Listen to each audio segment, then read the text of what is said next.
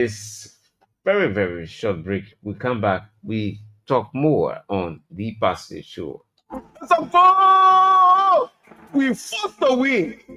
Every win is yours. Own it. The Mama Community League is back, and this time it's about on the field and love in the stands. 16 communities will battle for a grand prize of 300,000 Liberian dollars, while the second place team will walk away with 200,000 Liberian dollars and third place 100,000 Liberian dollars. From Jacobstown to Logantown, Bonnersville to Clear Street, Kingrave to Nucretown, Simple Bridge to West Point, Old Road to Congotown, Kingrave to Bangatown. Oh my oh, Pape oh, my crowd born oh, oh my real junior, they lead it for y'all. Come and support your community, yeah? This is more than football. It's pride, it's passion, it's power. The People's League, Mama Community League is here. So come out, wear your jersey, bring the drums, cheer the loudest, and support your community. The Momo Community League is for the people. Powered by Lone Star Cell MTN and the Liberian Football Association.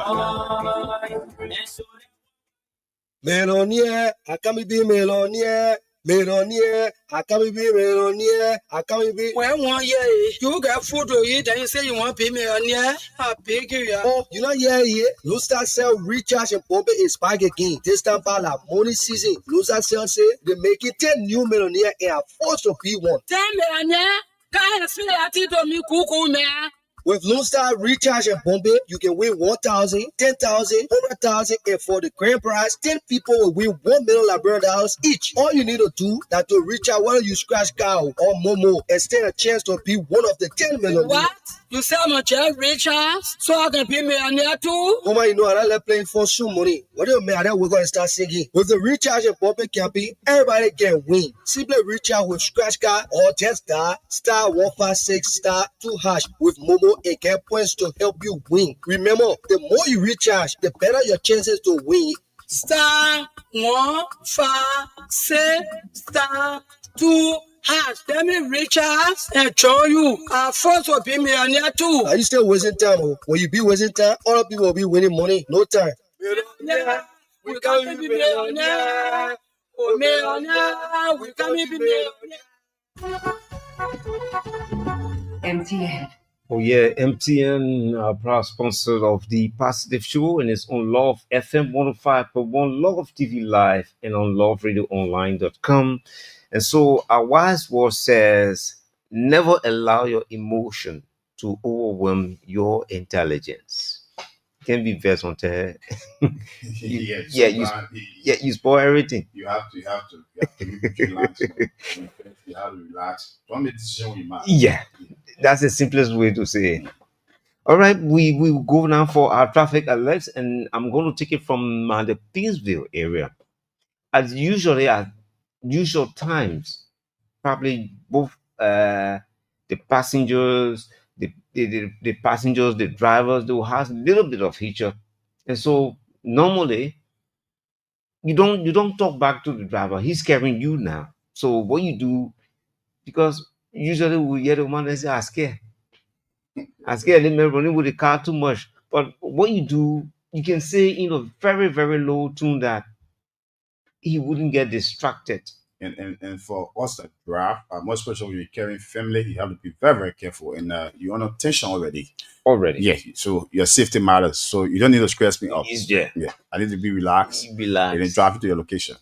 Now, when you're coming from the Pinsville area, you have several stops. Okay. If you're coming from probably the red light area, there are places that you need to slow down. And one thing you must consider before you can even get into your moving object, I don't want to restrict it to a car. You must check your oil, check your engine, make sure that car can beat for at least 5 or 30 seconds before you can even move it to where you want to take it. Another thing we overlook is our view mirror. Sometimes the view mirror is not in the rightful position. You want to get in the traffic and then you start to twist the view mirror. That's distraction for yourself. Make sure those things are all in a better shape. Now, you get to EOW junction. Another junction you might have some issues with is before you get to 540. There's a limitation of speed that you should apply when you come into town. And there's no telling. Nobody will tell you say they get telling. Also, you have to observe school zones, School zones, hospital zones, hospital zones. because Sometimes we hop. they are We, terrible place, yeah, and sometimes our kids they jump on the road. yeah. So as a driver, you have to be careful, more especially around school zone. School So zone. maybe they may say that I'm late. I'm afraid of beating, so they want to double their speed to get to the school, more especially leaving their home late, So sometimes they jump on the street. So you have to make sure you brake everything there in your comfortable zone before getting on the main road. That your car should be road worthy before Yeah. getting on the main road. Okay. So So for the Bushra Island Bell, if you come into town, normally around the VAR town you have yeah, traffic, you have some traffic there. or huge traffic. So if you come into town, you need to pick up earlier because That's a heavy flow. you get people coming from the Japan freeway making their way to town. You get people coming from the Broadway end coming to town, and our police are doing very well. They always there to regulate the traffic, make sure that everybody go according to the rule of law.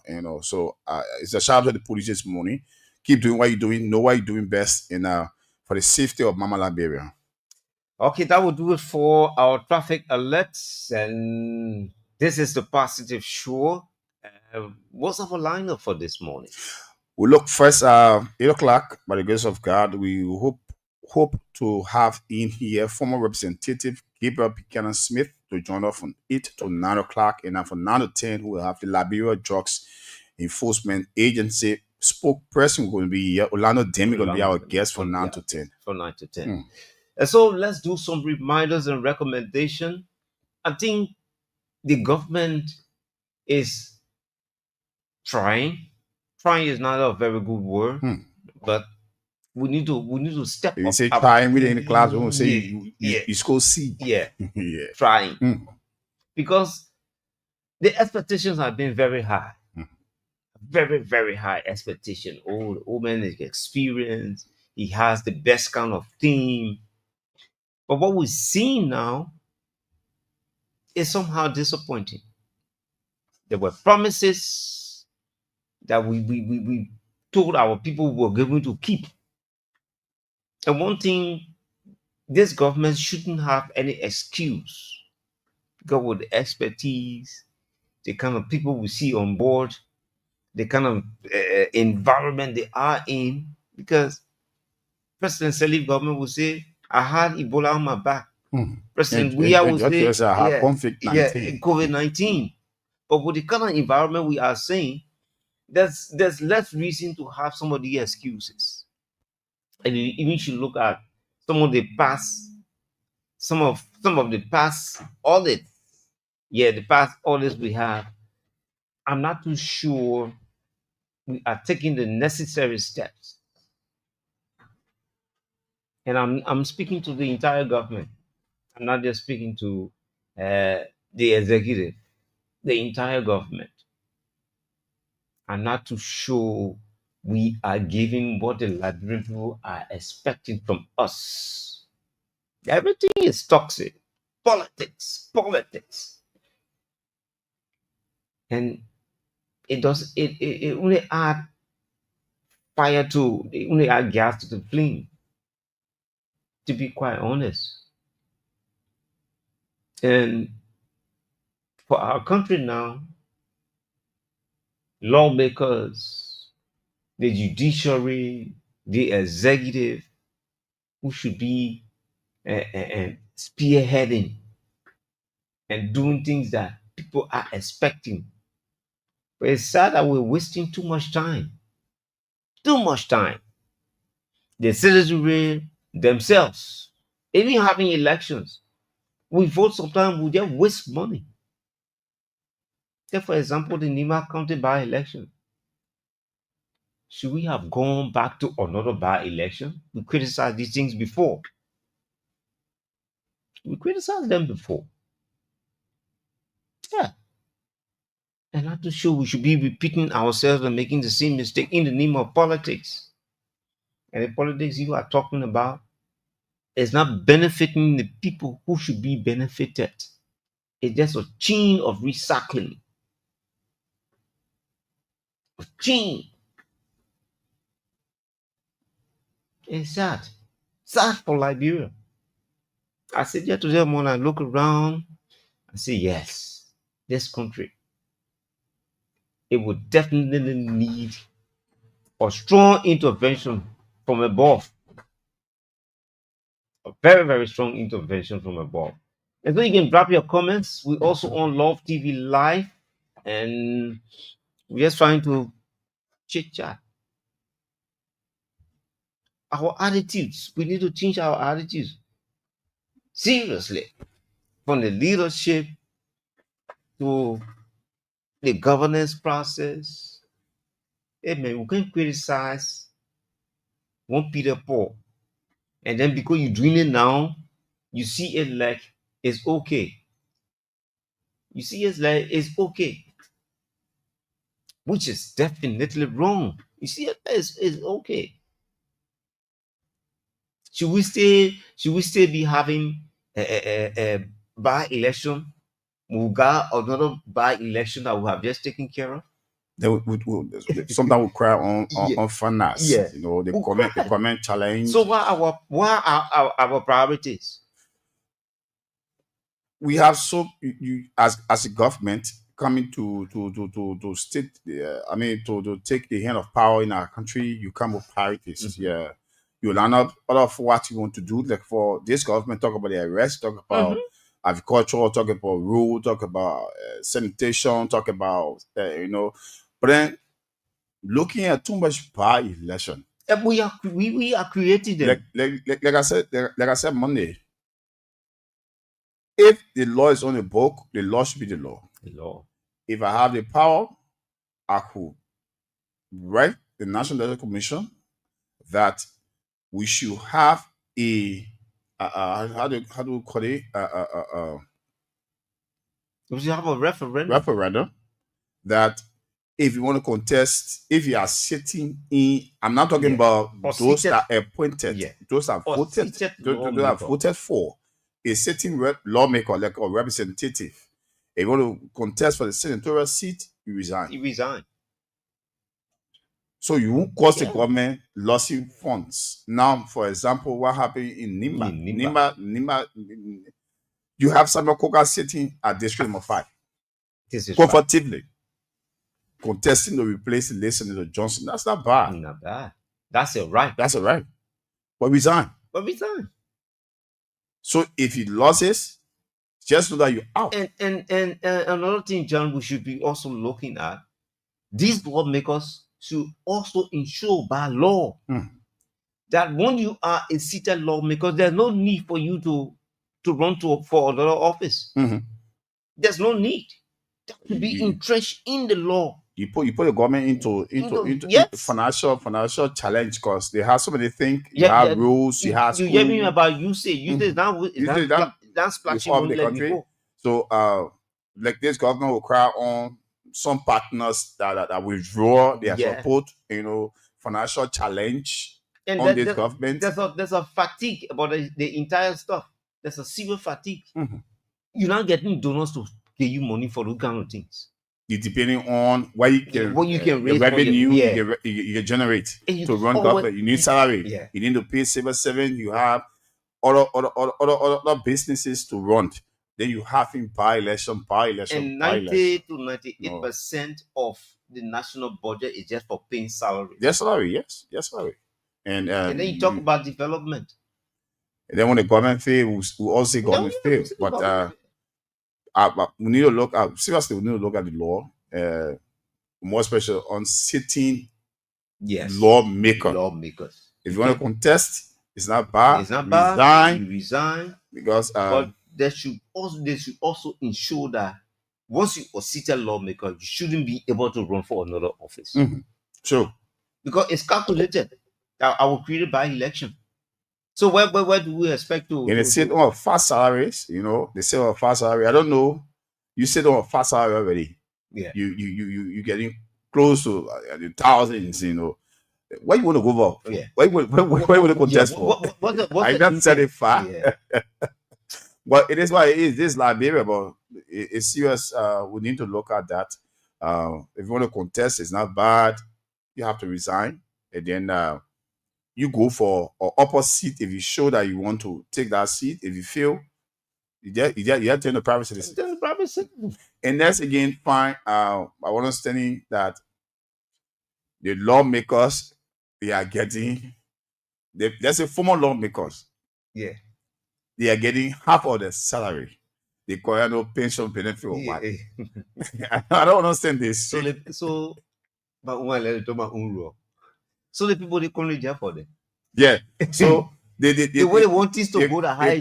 They craft it in a way that if I John Kessler represent district number 9 and I lost the seat, if I contest I lost, I should be having 50% of my salary, my past salary. Yeah. So where that fund coming from? It's a waste of money. Waste of money. If I lost, I lost. But so meaning that the confidence my people has in me, I lost it. We got a body in the country responsible for pension, which is the National Social Security and Welfare Corporation. And should we be awarding, because that's an award, retirement award. So that should only be given to, let's say, a president. Yes. If you complete your 2 terms, because you had 2 terms to run, after that, you should be compensated through the budget to keep your up going, as a former president of the republic, which of course, yes, is an honorable thing to do. But you can't be sitting and you come to recontest, then you say you should pay half of your salary. It doesn't make sense to me, Chief. It's a waste. It's a waste. Like, for example, now, if we talk about former President George Weah, former President George Weah still have issue in favor, he's still willing to contest. Why should he be giving half of his salary? It should be written in the law until you complete your 2 terms. You are to get half of your salary, which of course, yes, I will agree with you, because as a former president, you have to be taken care of by the government. That's a respect given to you. That's an honorable thing to do. But not we are going to recontest. Yeah. Then you expect to pay you 50% of the salary? No. Have we sat in our closets and imagine the level of poverty? The level of poverty we have plunged this country into. I don't know. They will say we are leaders. We are very, very wasteful. Former Vice President Joel. I listened to her last complaining about she's not knew she was getting her benefit as a senator. Yeah, and she's still receiving benefit as former vice president. But why she was saying that is that forthcoming? Yeah, like it is, or it should be. It should be. You understand? But you get it when you're sick, they country took you all of you went Ghana for treatment. You have security guys and some with you. So I don't understand sometimes. Sometimes I sit in my corner and trying to reminisce something. Really phantom what is happening to us. I remember we are ourselves giving God a hard time. Yeah. We're giving God a hard time because something that we do in Liberia, we normally say you are travel, you say in the Western world, the place is developed, the place is cool, but in Liberia, just the opposite. It's just the opposite. We enslave our people. How many of us government officials here we're paying taxes like electricity? How many of us? But all of them are almost free. Yeah. It's one of them all power theft. Yeah. Free. So Liberia is totally free. Free. So what more do you want for this country? One more. Liberia is totally free. If you check some of our lawmakers, they don't pay the government, they get anything they get, somebody on power theft. The water said they get some money to do it kind of way. It's totally free. So what more do you want for God to do for us? Yeah. We get ourselves hard time. We are our own problem. We are our problem, seriously. So John, finally, let's jump on this statement by the National Bar Association, Bono Vama. Former secretary of the National Bar. Yeah. And one thing I noticed, whenever you secretary of the National Bar, you close to presidency. Yeah. But I don't know. The Supreme Court is the final arbiter of justice. And you can have dissenting opinion, which is democracy. That's the beauty of democracy. Yes. But if the president of the National Bar Association, an organization that is an embodiment of brains, lawyers, the best people you can find. Now, this is why when the guys from the political theater say, let's in an law business, that politics. It's not too far. Yeah. The liquor. Yeah. And the liquor side. Yeah. Like political. But most of our victims in this country is because the kind of lawyers that we have. And we'll be clear and be open about this. Is Mr. Varma. I'm sure that President Varma understands the law. You can have dissenting opinion, but as the head, if you were the president of Liberia, it becomes a policy. So the Supreme Court came down with its opinion. And then you got a dissenting one. So that tells us, because this one, I'm a journalist, but something I don't like about the president of Liberia, there are more politicians than you can even imagine. There are more public relations officers within the president of Liberia. And the National Bar Association should be the best example for us. You listen to his opinion as the president. When president speaks, it becomes a policy. So are we any far from any this quagmire? For me, when I listen to him, it becomes like laughable to me. You understand? What's the role of the National Bar Association in this crisis? From the genesis of this crisis, what's the role of the Bar Association? They become quiet. The minority or impartial speaker from the COFA went to the courts 2 different times. They went to the court. What was the role of the Liberia National Bar Association? You're talking about playing mediation role. You want to call civil society, you want to call the churches, what was the role? This should have started lawsuits. Yes. Even if you didn't want to do it in the open. Yeah. You should have done some background. In the background. You should have done it. Because it's a serious contradiction. Yeah. So you hear me, the Attorney General is laying on the left lane. Yeah. The Bar Association president is laying on the left lane. So you leave now. And the Supreme Court now. And the good thing about it, they are all in one circle. They are all lawyers. They are all professional lawyers. You understand? It's just that the Chief Justice first among equal. Yes. The Bar Association should come, and it's supposed to be part of the decision making of the Supreme Court. The first thing, go to the Supreme Court. After they agree that you are seeing part of the genesis of it.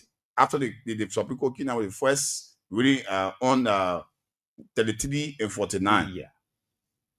For the COFA, you can have session, but when you quorum, you can disjoin. Rejecting, you can have session. If you read quorum, you can carry on about people business. They talk about how they call it autovirus, and they say for the rejecting, all the decisions that were made, it was unconstitutional.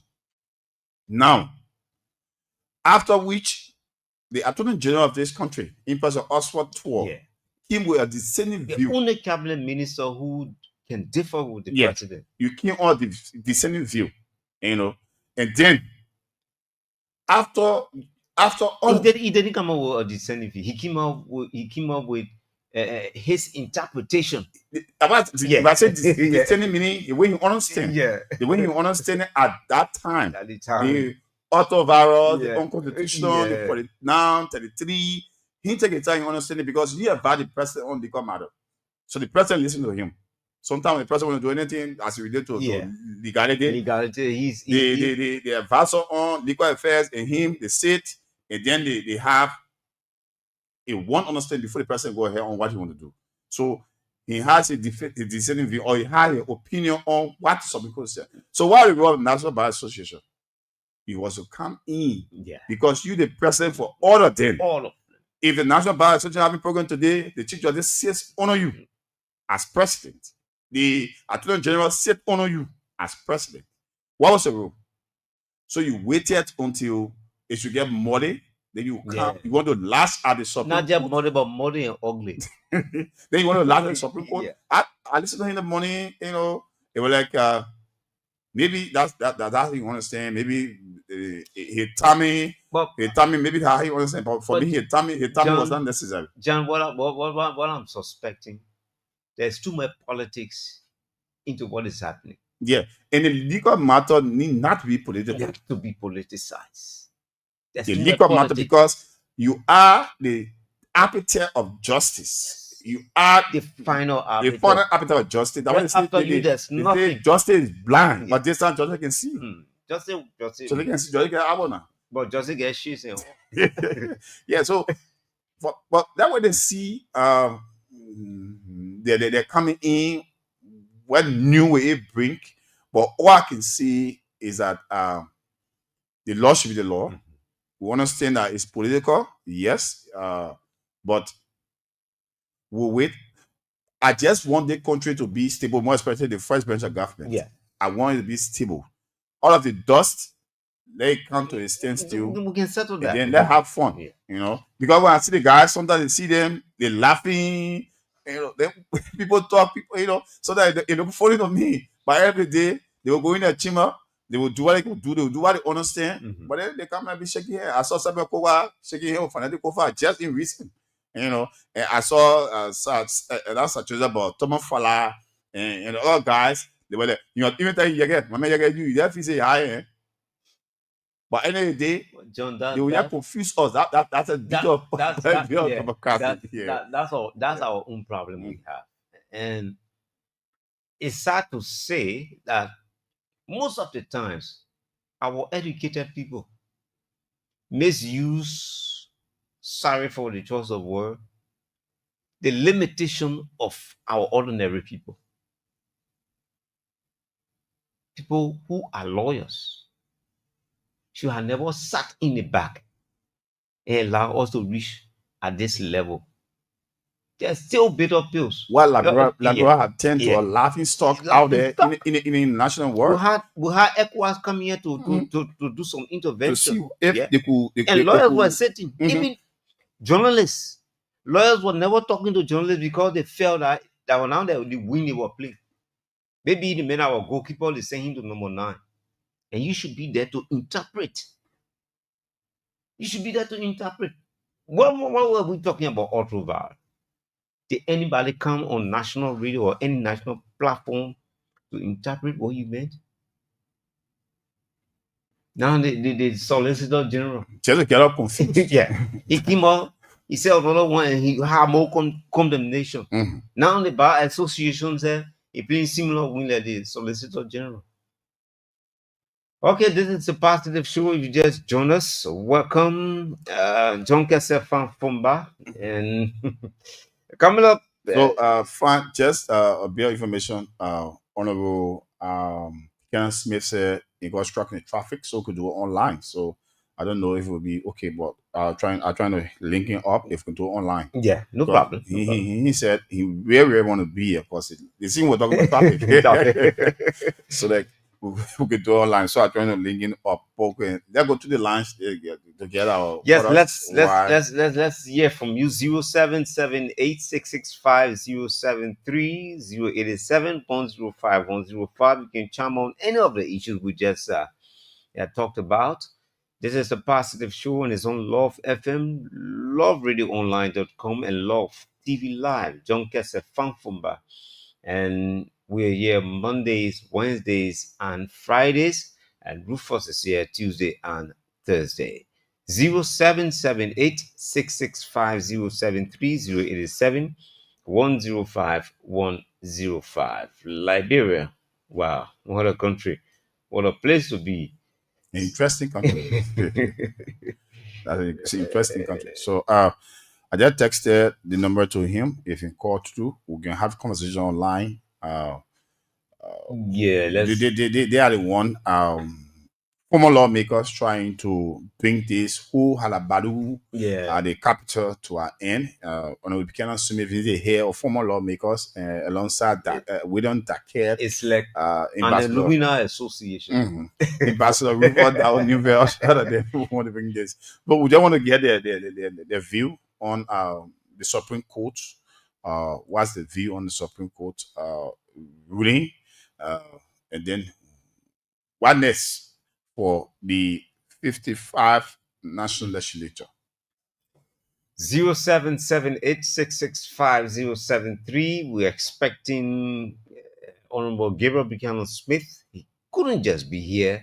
And so we want to get him online to chime on some of the issues we just talked about. Just a little bit of distraction. The Nigerian gospel artist Osinachi, her husband, has been found guilty. But we won't give you more of that information coming up on the afternoon conversation.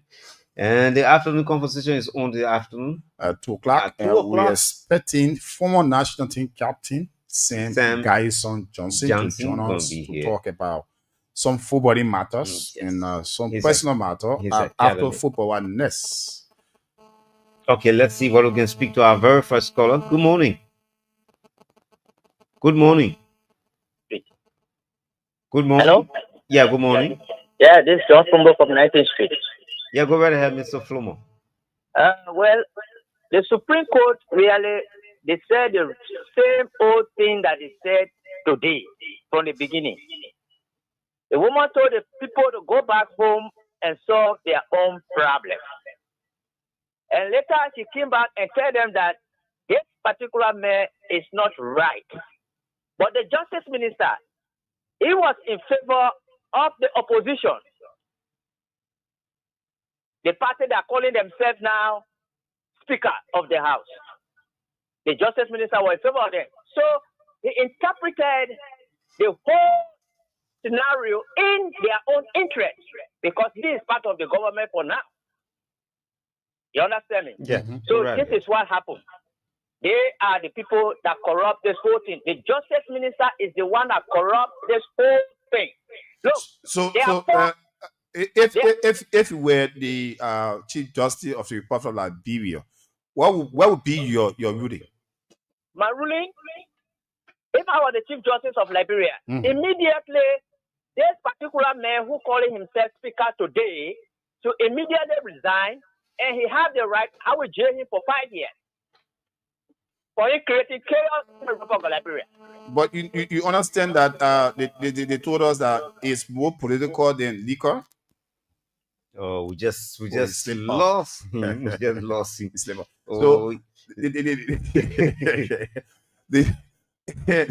the first branch of government are responsible for the rule of law because they get our direction. They make law. The executive also go by the law they make. You know, the executive interpret the law, and the judiciary enforce the law. They made the law. If we are saying the law should be the law, why can you go by the law? You understand? Seriously. Okay, we have him. We have this caller back. Good morning. Good morning, my dear brother. Yes, good morning. Where you call from?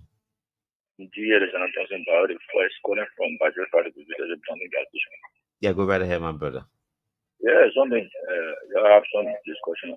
The one I drew in my mind is that somebody being power as lawmaker, then contesting for another seat. Oh, you're talking about city lawmaker to go for another seat? Another seat, yeah. You know what I'm saying? They're creating another expense for the government. Here the government is trying to even got things working. But all of this, I don't really know whether they be looking at these things. And you pay by somebody who will lose again half of their salary. Seriously. So when we hire about 10 government come to pass and they have almost 72 times 10, you know how much money the government spending? So we need to revisit our law. And to the issue of the speaker's issue, it is just how political. Then the people will not be accepting their disgrace. That's why they don't want to give power off. Because they know how they went there. They went there illegally. So they will not like to be disgraced in front of the Liberian people. That's why they say bring that Balawuli. Okay, my brother. Okay, thanks so much. Let's go now and pick up this caller. Good morning. 0778-665-073 087-105-105. Good morning. Yes, your name and where you call from? I'm JP Gugu calling from the Tony Street. Yeah, Welcome, sir. Go ahead. welcome. Go ahead, Chief. You see, the problem with this country, you know, people don't read with clarity. Maybe because in the 70s, civics schools, you know, the Ministry of Education took civics from the schools. For the curriculum, This yes. is what creating the problem. Mhm. A lot of people don't understand legislative functions. You know, they're taking the Supreme Court decision to be like the problem in the house there to be the ordinary problem. John Brown problem, Paul Brown problem. They're failing to know that these are three distinct branches of government. I heard people say, let the president go there and settle it. Let the president prerogative to go in the house and no, the house can even impeach the president. So people are not. I don't think people have left their serious for long. They don't read. The problem in the house is political. It's political. 90% of those problems in the house there, they are political. People are criticizing the president. Why he say quorum? People don't even understand why they call quorum. Quorum is a statute that the government, when they say quorum, is that for Fonati Kofa or the other side. Quorum is an instrument that gives the president the power to work or any government to work. It is quorum. Whether it's suppose the quorum is on the side of Fonati Kofa, the president will work with Fonati Kofa because there where the quorum is, and it is only quorum that the government can work with. So it means when Fonati Kofa not get quorum, everybody should just say that no government worker will not TP, no budget will be passed. Everything will just come to a standstill. Then the Supreme Court there, you exonerated yourself from the SONA because you say it was illegal. Then they say illegal Budget? something. You went and started doing business with him, taking pay, going for hearing and all that. And you say they are illegal. You boycotted the SONA. Yes, then at least you prove to us that you are standing somewhere, you are standing on ground. But then when you come to the budget, you go there and take every necessary thing that you are entitled to. Okay. So I don't understand. Okay. So I don't want. Hello. Yeah, go ahead. Yeah, go ahead. Few seconds. Yeah. Then people want to compare it with the issue of snow. No, snow case was different. The law says the both office should be in the same capital. Snow was in the capital at the Brazilian. The majority were way in Brazil. So the activity were illegal. This is why they declare Snow as a speaker, because the majority were in Brazil. But this time around, the majority, the minority, all of them are in the same building. Suppose Fonati Cooper, where the quorum is, there where Fonati Cooper is supposed to go. I don't understand. Okay, thanks. Okay, thanks so much. If I'm a teacher, I'm a principal of a school, and the school decide to locate itself to a different area. Once I'm the principal of that school, I will walk there. Okay. Let it tap me or beat me. Okay. But whether Thanks so I will Thanks go so there. much. When I take over, I'm not supposed to go to that corner. He he's supposed to go Thanks so much. Thanks so much. We're expecting call from and- Honorable and- Gabriel Buchanan Smith. Yes. Yes. Yeah, we're expecting call from Honorable Gabriel Buchanan Smith. You can call on our number, Honorable 0778-655-073. We will pick you up this morning on the program. 9 o'clock, Trust Enforcement Agency will start drug matter. All right, let's move on. Pick up this caller. Good morning. Good morning. Yes, sir. This is Honorable Gabriel Buchanan Smith. Am I correct? Hello? Hello. Yeah, it is Mr. Buchanan Smith. Yes, this is he. Okay. Very well. Thanks so much, sir. Good morning, Honorable. Good morning, morning. sir. Yeah, good morning, sir. Welcome to the platform. Thank you. And it's good to be on your platform this morning. Yeah, cause traffic. Traffic, yeah. But it really doesn't matter. We'd like to begin by asking you just few questions. But how is life outside of being a lawmaker? Well, once you understand that before becoming a lawmaker, you were a human. Mm-hmm. And being a lawmaker, you are still a human living under the grace of God. So after the legislature, we are still living a normal life. And by the grace of God, we appreciate where we are currently. Okay, Chief, let's go to the main core issue. The impact at the national legislature. I understand that former lawmakers have been quite disturbed about what's unfolding and then it's still unfolding. You care to tell us a little bit, where are we now? Well, to be very honest with you, if any group of former lawmakers are troubled by this situation, I think the Association of the Former Elected and Served are the most disturbed. Because we saw this thing as far back as May of last year. And then beginning June, July, we started holding conversation, pockets of discussion with individual lawmakers to see how we could have quelled the situation. Unfortunately, it got aggravated by certain circumstances that took it to where it is today. So it is very disturbing for our country. And we believe that there is still room for understanding, and we are hoping to meet with other leadership, that is the national leadership of the elected and served, very soon, so that of the Supreme Court's opinion, what level of intervention we can still make, knowing that this country belongs to all of us.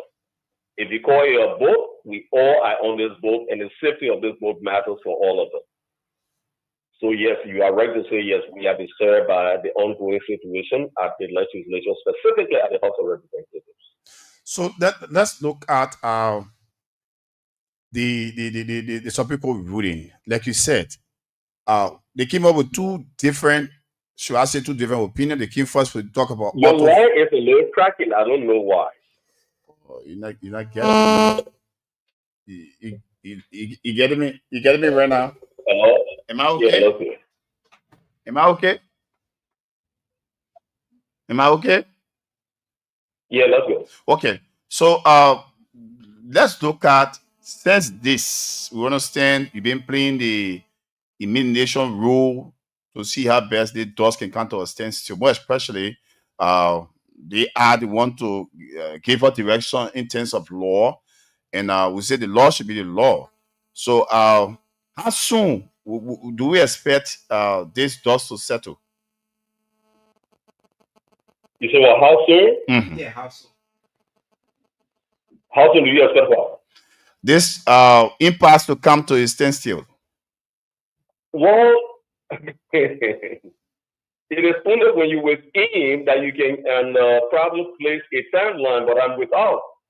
All we're doing is to host a backdoor conversation, call it backdoor diplomacy, talking with few lawmakers that we got some connection with and influence over to see how best they can reason out from our angle in saving this country, to see how this situation can be resolved. But understand that when you're outside, your influence is far lesser than those that are within.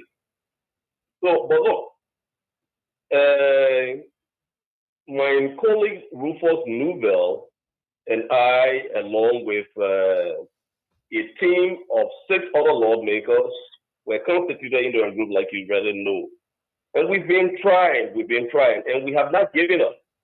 But I must tell you that this is a very difficult situation to deal with. But fortunately, I think the opinion of the Supreme Court should be able to help bring putting the situation to bed, in my view. Considering that Liberia as a civilized society that should, as we say, subscribe to the tenets of democracy, one of which is governance under the rule of law.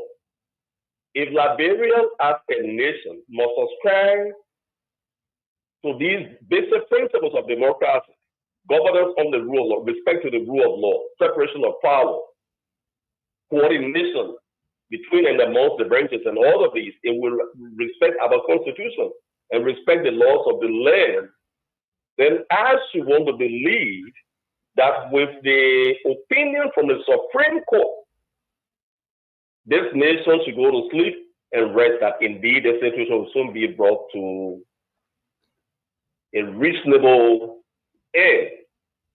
That's what I would think. So since But again, that is it. Since your intervention, have you met the both sides? If yes, what are they saying?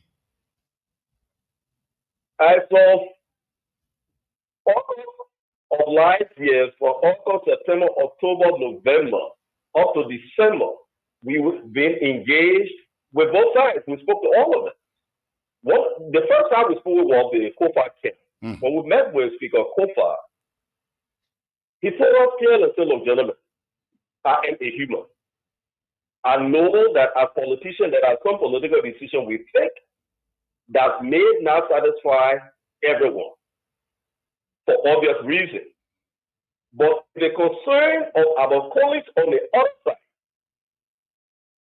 is surrounding the distribution of committee. We are prepared to make some consensus, to make some compromise. We even spoke with the chairman on rules of the administration, that's Marvin Cole and Dixon Siegel. They said, look, if it would mean that we seat our committee for the stability of the home, we prefer to do it. We met the majority bloc. They told us, look, gentlemen, in as much as the speaker will go on the air to deliberate us, we don't think there is any more room for compromise. We said, well, we do agree that the speaker made some statements which, in fact, brought the petition of the House into questioning.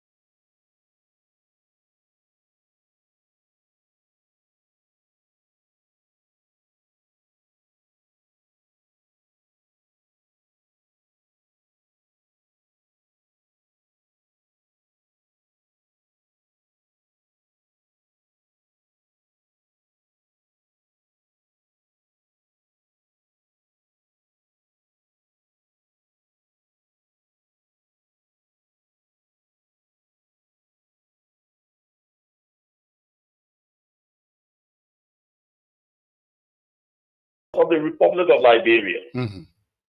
Article 31. Before a lawmaker takes a seat, whether representative or senator, you subscribe to that oath to defend the Constitution. That all of your action will be defined within the context of the Constitution. Article 49 tells us how a speaker should be elected. Now, the speaker is elected once every 6 years, and that speaker becomes a definite article, presiding officer, and may be removed for cause by 2/3 majority. So says the Constitution. Then in Article 33,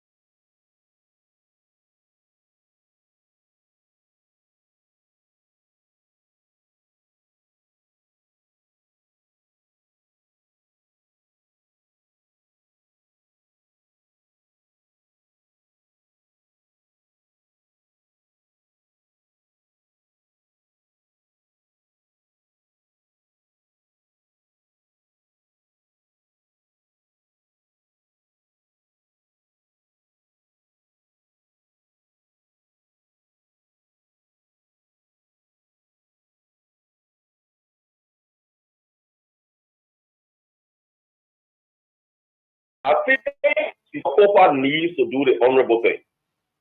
Go across the aisles, send out his friends, send all the olive friends to his colleagues.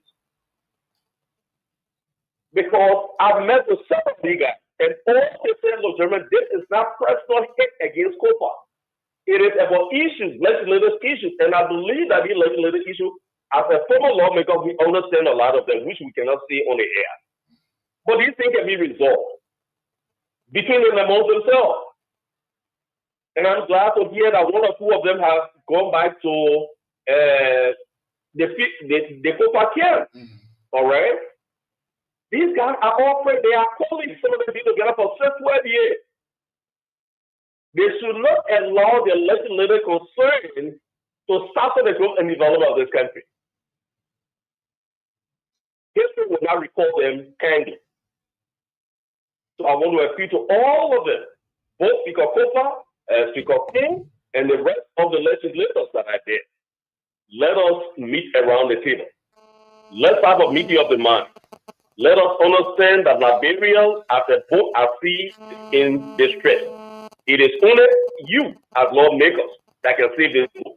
If you don't save it, history will not be kind to you. Thank you. Thanks so much, Honorable Gabriel Buchanan Smith, former lawmaker, taking his time talking to us here this morning on the Positive Show.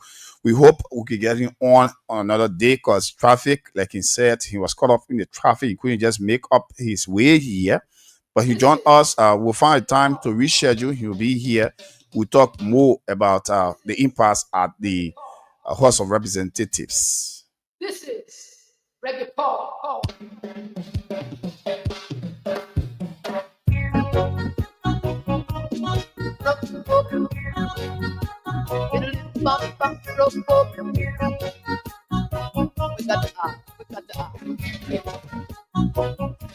The people need justice, and everybody needs some justice. And we got to have justice. The people need some justice. Lord, justice. Down in the ghetto, we need justice. And we got to have justice. The older people cry for justice. Yeah. Apartheid got to go. We got to give justice a chance to flow. Racism, well, that can't last. Racial discrimination is a thing of the past. So we got to have justice.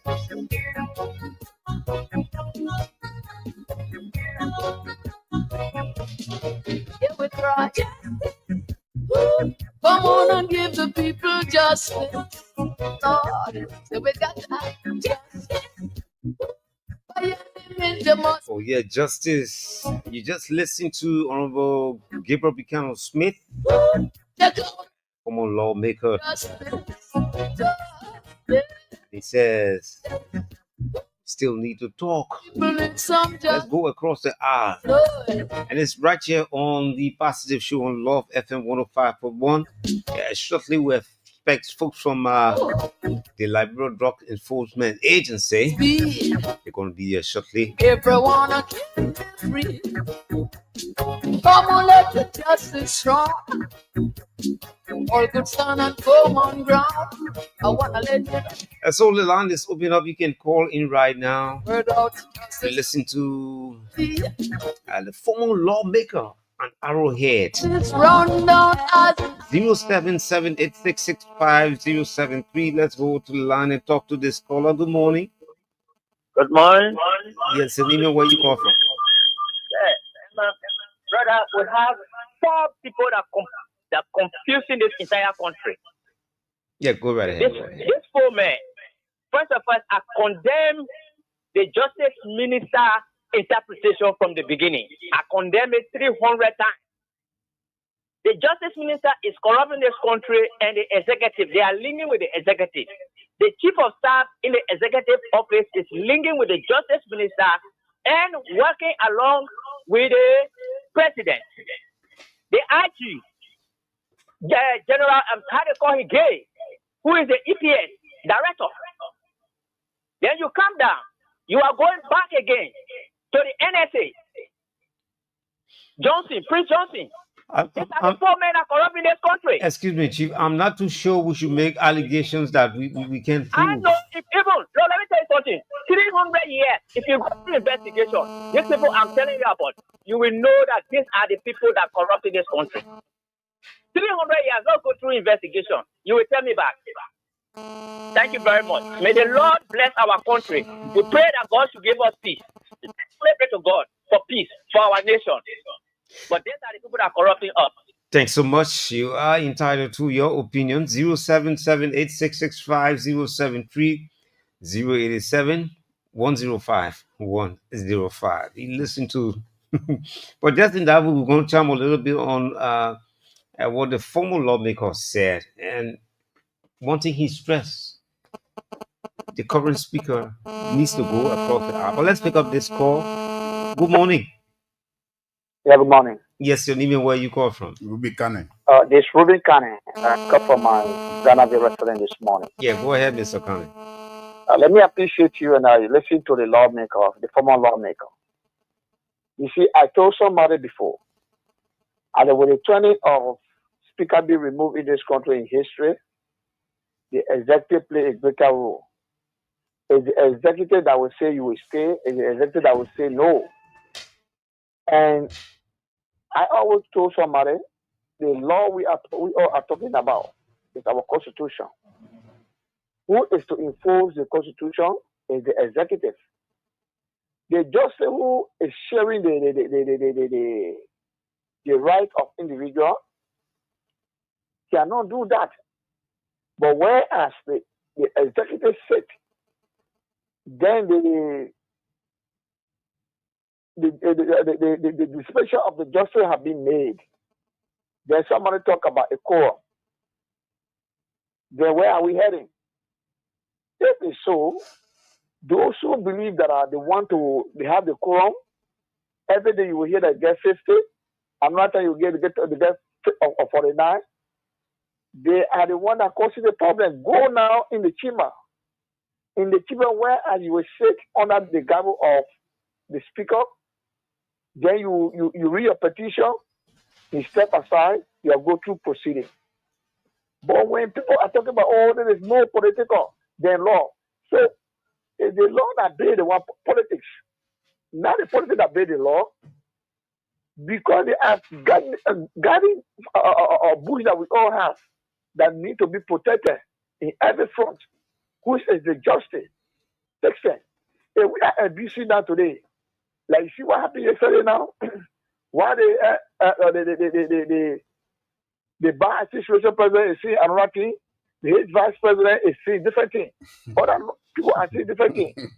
Who now will be blamed when laws are broken in this country? People will be what?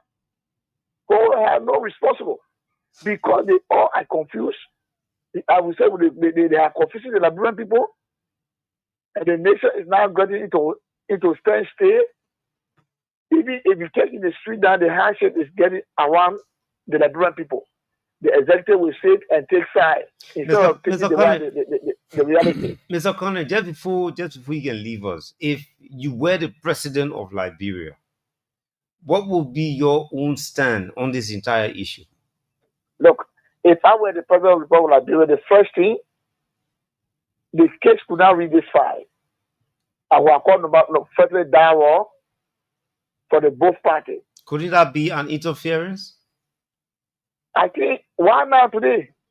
Do you know that even the budget that passed, when that's when I heard that why the justice ministry had to receive money, they have politics, but then the dispenser and the enforcer of the law, who is executive, they to receive the fee budget. What can we talk about that? So it could not be like interference, because if you work for your government to run peacefully, you can make a dialogue and then they move on. If Kofa was to step down, it could be. And that's why the history of Madaseris stood at her feet. Said, you are going to leave, you're not going to stay. Anything Madaseris wanted as executive member of as the head of the government, it will be done. But where people are giving different views to the president because of individual interest, It's what that can put in the country as a state. Do you think Cooper will stay in power if the president is really responsible enough to see to it that this issue should be ended? The president will solve it. It's a dialogue. And that's why every meeting they have, you will see on Facebook, Cooper is receiving calling for 10 million, 15 million. Who does that as a responsible government? Thanks so much, Ruben. Thanks so much. That was the key. Thank you very much. Thanks so much, Ruben. Comment. Yes, Ruben comment. 077-866-5073-087-105-105. This is a positive show. At 9 o'clock, hopefully, we'll be the Justice Enforcement Agency communication officer is already around. Yes, so he'll be here shortly. And then we're going to talk solutions. How can we avoid? Okay, but let's go to the line. Good morning. Good morning. Yes, your name and where you call from. Yeah, thank you very much. And thank you for having me on the positive show this morning. The name of me, Young R. Johnson, Johnny from Chickasee Project Golf Community. Go right ahead, Mr. Johnson. Thank you very much. The whole episode, for me, I want for the bring people, I want for the ship the arrow, or the ship the bling, the crisis that we're in now as a country. We need to share the blame on two people for me. That those two people will be the chief justice of this country and that of Fonati Kofa. Fonati Kofa told the public that he wants to set precedent to see justice. And he went to the Supreme Court. The whole entire country know that he right. Mm-hmm. He claimed the country know that he right. So why he still waiting for the result? If he only want to show that bring people the right, you all see the right thing now. Yeah, do you support the rule of law? Fonati is saying I need due process. That's all he's calling for. But we shall due process in one now, because if you talk about due process, you and myself know that we live in democracy. You will not force anybody to work with you. That we shall force you will not force them. I see people shaping beyond the executive. Executive will not be for and going there and tell people say you're going to now Fonati. They don't have that power. The second problem here is that the woman who get a ruling recently when they told her that everything that Reggie Kun been doing has been illegal.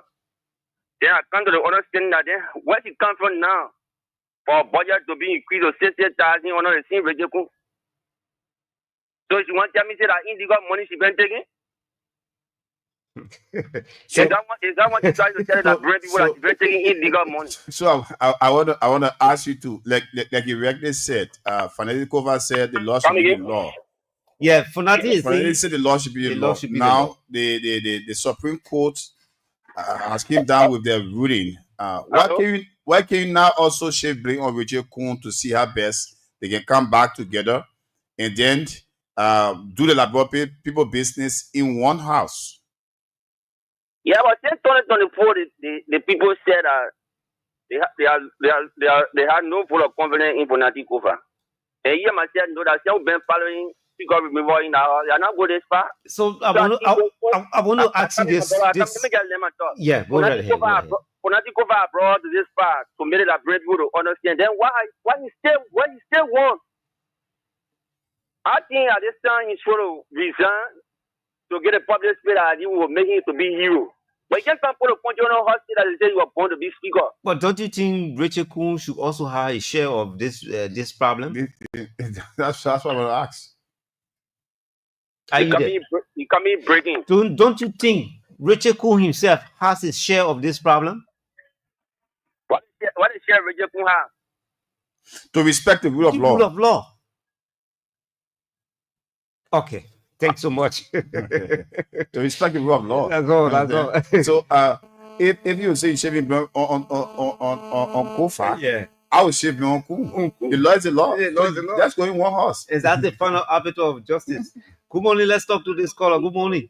Yeah, John Plumbo again. Yeah. I want to just tell my late brother that just coming from talking. All Kofa want is that this man should come and sit under him.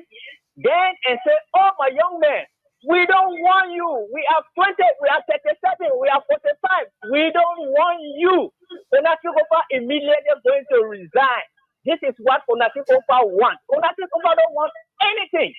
He is ready to resign right now.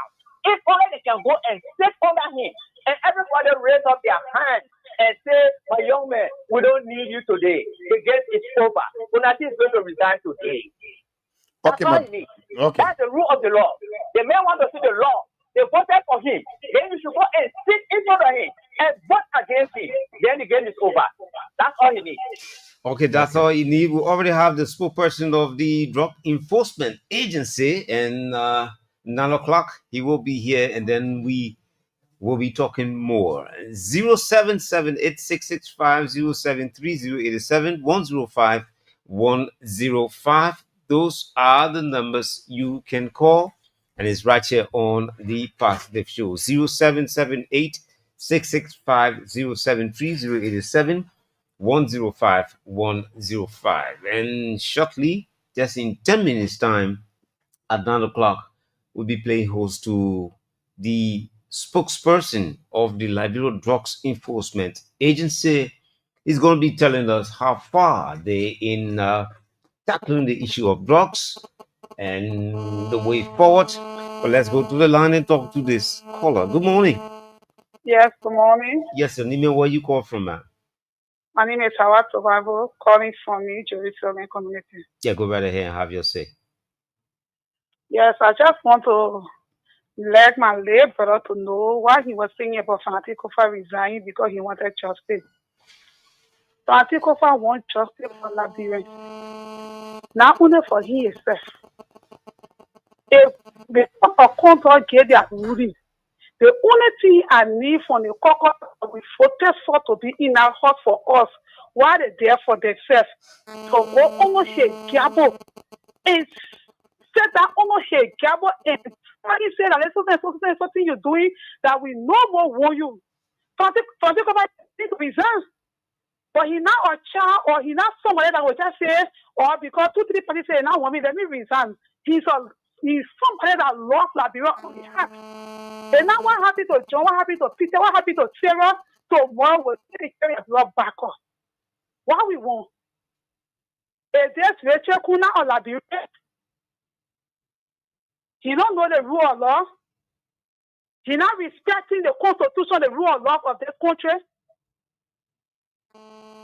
So we need to learn how to put this in place. You can be a commoner, you can be a boy, a better seller. My people, let us learn how to obey our rule of law in this country. Let us respect our country. Let us respect our country. Let other people respect their country. You agree, you voted and then you put it into power. If you see him that the receiver you put him there for, he no more capable for it. Say that that see me, then you say no, mommy, that they still want you to do, but you're not doing it. I don't want you to do. You to the first one today, we not want you. That alternative one. Okay, thanks so much, Mom. Thanks for having your say. 077-8665-073. And this is the Positive Show. 9 o'clock, we'll play host to the information person at the Liberia Drugs Enforcement Agency in presence of Mr. Orlando Demi. He's already in the studio, and we're going to talk drug matters. How far are we in terms of tackling drugs, and do the government need to give more allotment to the drug enforcement agency? Those are the things we will be talking about this morning, looking at the way forward. And so you can call 072 more calls, and then we'll go for break. 9 o'clock, we already have the chief spokesperson of the Liberia Drugs Enforcement Agency. If you just joined us, this is the Positive Show, and it's on Love FM 105.1, Love TV Live, and on Love Radio Online.com. 0778 665 073 087 105 105. My name is Fan Fumba, and I'm here with my colleague John Kesse. And you can call now and have your say. I'm enjoying the discourse this morning because there's something we all need to understand. We cannot disobey or look at our own the highest arbiter of justice and then want to do otherwise. We'd like to speak to every branch of government. There's a need to go in the back and then talk what's happening. We are watching our very close in front of our children. And this is becoming an embarrassment. We should be setting precedent that will be more positive than what we do now. Everyone who are in leadership, that's a share of this blame. This is a national embarrassment. Take it or leave it. And it's taking us too much time. We're getting distracted. Actually, we've got some priorities that we should be looking at. But it's sad. So just one call, then we can wrap it up. Then we'll bring in the spokesperson of the Labrador Drugs Enforcement Agency is already here in the studio. 0778 087-105-105. John, you listen to some of the callers.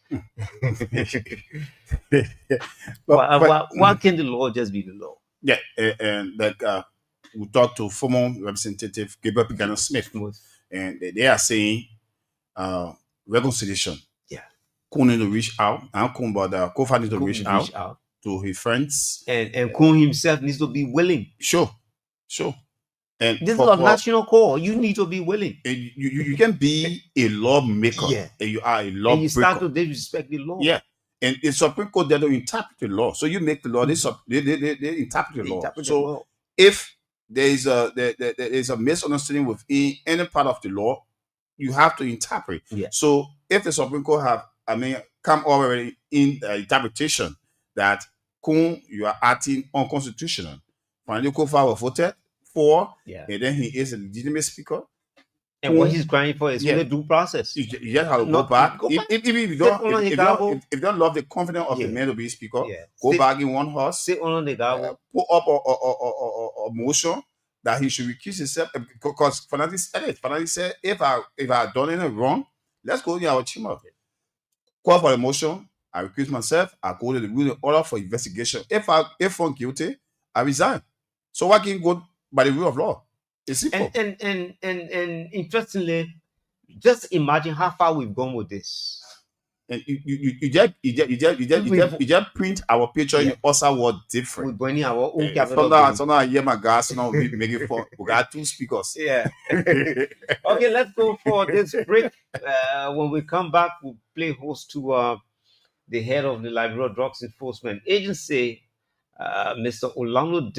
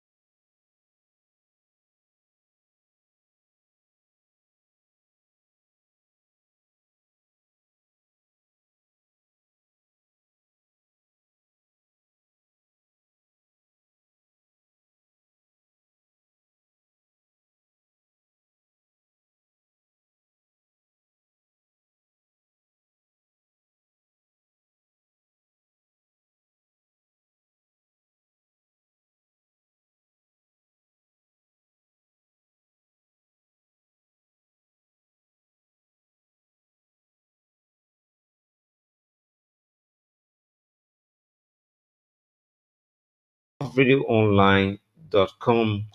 We're privileged to have Mr. Orlando Demi. He's the public relations officer of the Liberia Drugs Enforcement Agency.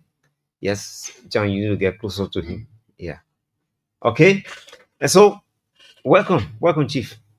Yeah, thank you for giving me the opportunity to come on your platform today. I'm very impressed, and thank you once again. So, how's the Drug Enforcement Agency, by the way? Oh, the Liberia Drug Enforcement Agency is doing partly well. We are improving from one stage to another stage. Yeah. So there was this change of head. How is your new boss? Yeah, our new boss is doing well. The old boss themselves, they did well too, because when this government took over, they were the first bosses that were sent to us, and they tried to transform the DEA. But then, because of politics and other things, so they got stranded and they left. Then we had another man called the ORC, which was Principal Peters. Yeah, he came in, he took over, and he did another thing. He did well, pretty well. Most of our policies, he drafted it. And then now it's the director proper now, Director Saw. And he was there, Man Serif time. Yeah, so he has now come back, and it was even honor him. He trained the two classes that are there now with the other people. Yeah. Let's talk about this issue of drugs. Every family member now at least got a negative representation in the street due to how drugs is widely on our in our streets, in our homes. Yeah. What's new strategy is the Drug Enforcement Agency employing? Because when the United Party government came to power, that was the major thing they told the parents, they told the communities that we will need to fight drug holistically. Have any new strategy being employed since the official taking over of your new boss? Okay, thank you. When this United Party government came to power, the president declared just as a national emergency, health emergency. So that means it involved all of us. And according to the census report on drugs, they say out of every 10 youth in Liberia, 1 or 2 persons are on drugs. So that means the drugs rate in our country is very high.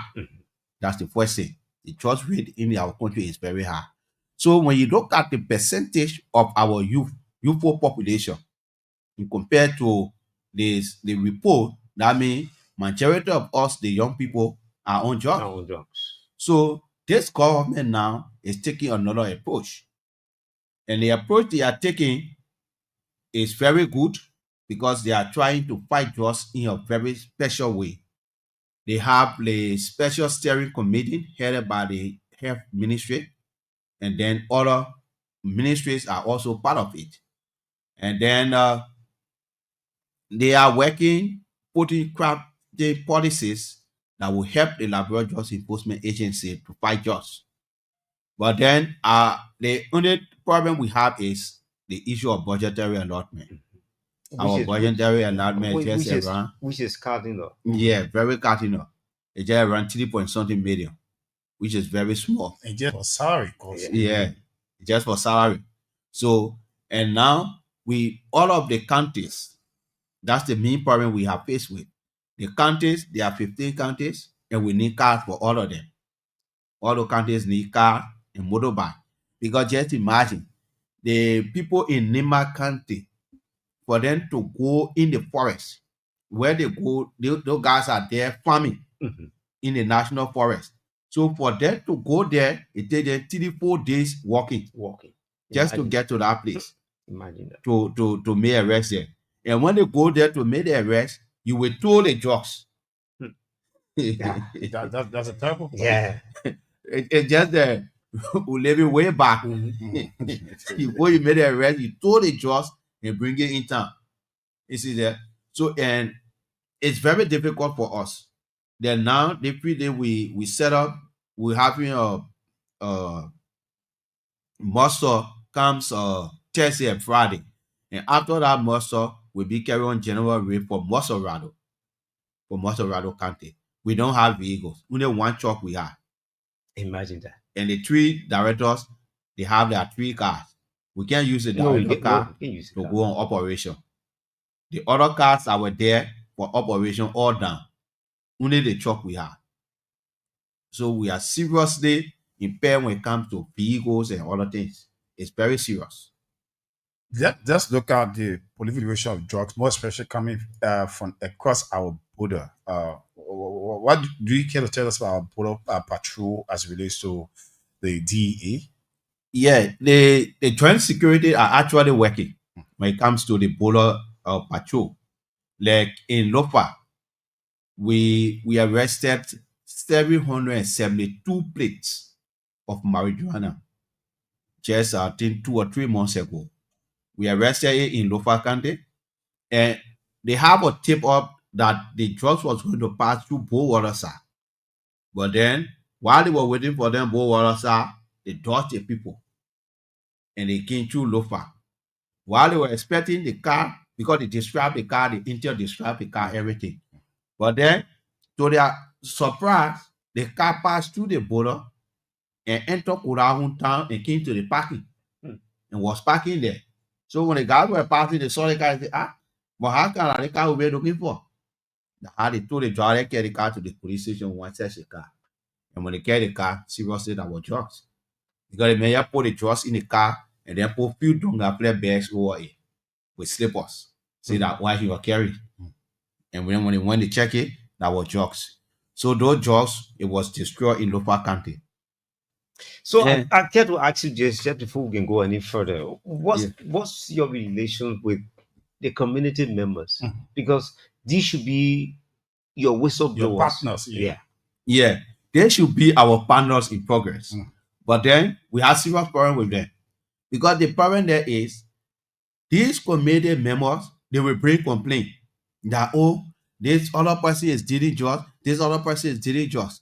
But then when we move in the community to do the arrest, you will see somebody in that same community that is shooting the drug dealer. Maybe that their sister boyfriend, or their relative. One way or the other, they are connected to that drug dealer. So they don't want to expose that drug dealer to be arrested. So in the end, when the officers go there to do their background check, you find out that you won't find anything. You will not, even the community member, they will not tell you anything about that drug. But you say, but how can they complain? And you can't stay in the midst of them to say, well, how can they complain to us? Because that's information that you got to protect. You can also show your source. Yeah, you can show your source. So you got to protect them. So when we get there, to get those information is very hard. So in the end, what we use is the same people that are using the drugs. Those are our main intel. The same guys that are using the drugs, these are the people we get to. We talk to them, and then we go and get the information for us. That's the only way now we can work. But besides that, you go to community members, they will only bring the information, go on radio and just castigate. That's what Liberians are good at. Just castigate, talk all kind of bad thing about the Justice Enforcement Agency. But you yourself as a community member, you know fully well that you are part of it. Because if this drugs something, if you are not involved one way or the other, your family member, somebody connected to you has been victimized of this drugs issue. So those are things that you need to look at for you to help us get rid of those people that are supporting our people, our citizens. So, Mr. Otemi, I'd like to ask you this question. What strategy, as the chief spokesperson of the Liberal Drugs Enforcement Agency, because I think having a synchronized message or synchronized messaging will help. Yeah, the only message we are putting forth now is the prevention method. The prevention method. We have our prevention people going out because prevention is better than cure. So we send our prevention people, they've been all over Mussorado, even in the counties, carrying awareness on the dangers of drugs. So when they go to the schools, the mosques, churches, and then talk to the people on the dangers of drugs, if they see the need, then the intake of drugs will reduce. Because if we try to reduce the demand for jobs, then we will get somewhere. But if we can reduce the demand for jobs, the demand is still high, then they will still go for it. Let us also look at like you are not a prosecuting arm, you just arrest him over to the police. Yeah. How is it been for you, more especially those that are importing drugs in the country? When you arrest them and get them to the court, you don't have the power. What do you think we need to do? Okay, thank you. Our job here is ends at the court. Because, like, for example, we arrested one guy in Central Morovia. They call him the DOC for Central Morovia. He's the commander in chief. He's control the entire Central Morovia. When we arrested that guy, we took him to the court, took him Saw Beach. The court sent him Saw Beach. Just imagine, that guy never appeared in court. After a few days, the man was released. So how we went back to the court. Said, but how can the judge say I was surprised? How can the man come in my court here, then the man outside? How the judge said no.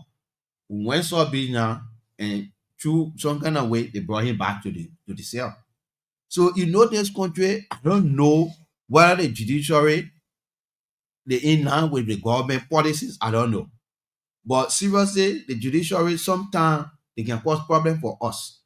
Because if we arrest those just dealers, we expect them to be prosecuted and then taken to jail. Like, for example, the son of Musa Berete, his son, Peace Berete, we arrested him with good number of jobs. But then the first time they freed the man went out. And judge is non-bailable. Yes. And he was free on bail. When we went into the case, we went there, they brought the man back. He went in the cell.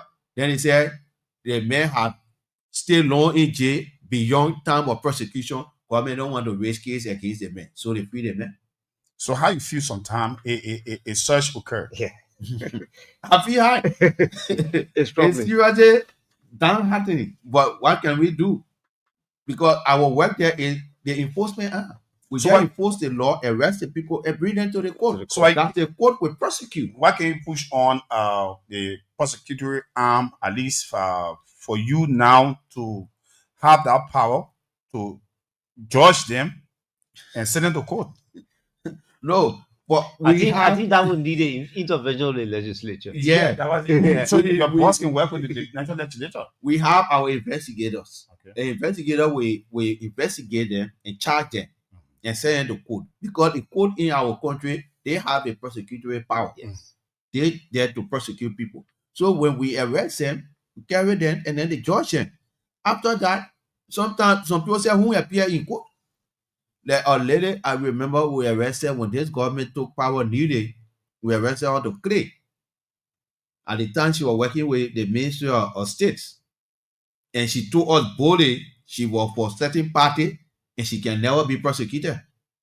We said that you are joking. We took her to court and seriously that girl left the country. Imagine that. So some people, they can break up certain drugs. So what you can do to me? Nothing. You don't have power to prosecute me. They will say it and we just go to that. So that's a serious problem in our country. Because if the government declare just as national health emergency, then everybody should put hands together. Then let us fight this holistically. But certain group of people doing their work, then we go to the other people. Yeah. You do laissez-faire attitude. I don't know where are we heading. Because other countries, it don't work that way. No way. Other countries say, as soon as they arrest you with drugs, they burn you. They kill you right away. More especially the importer. Yeah. As soon as they arrest you, they get rid of you. So I'd like to ask this question. Manpower plays an important role. Yeah. Especially, you would need the poor soldiers. Bulk of your soldiers, your officers, allegedly are not employed. How do you intend to tackle this? Our total manpower for the Republic of Liberia is 625. Imagine. For 50 counties. Yes. So we're still playing, fam. Yeah, no, We're still playing. no, it's not a fight. We're It's still a joke. playing. So Oh, and it's then seriously, because we're talking about tackling joy, talking Yeah. about 600. This one. You don't even serve And Maserati alone. Maserati can overshadow that number. They The talking bulk about of them 15. are not even employed. no, only the 625 Employed. are employed. Employed. But then we have more than 2,000 2,000 volunteers. Imagine. So those are some of the things that happen at time. You will see people on the street saying DA officers can collab with the drug dealers. Because I would say to agree with them because most of the guys are not on payroll. And you sacrificing You sacrifice your body, your work physical every body. day in the fighting drugs, arresting people with huge sum of money. And you then could- it's not and- employed. Yeah, and you could be easily enticed. Yeah, the man will be I'm working easily for enticed. nothing. You give me something. If I see drugs worth like Yeah. 100,000, No. and you see you Yeah. give me And- like 30 or 20,000, Yeah. I'll let you go. So meaning that we need to do it holistic, like he said. It's not Yeah. about political party.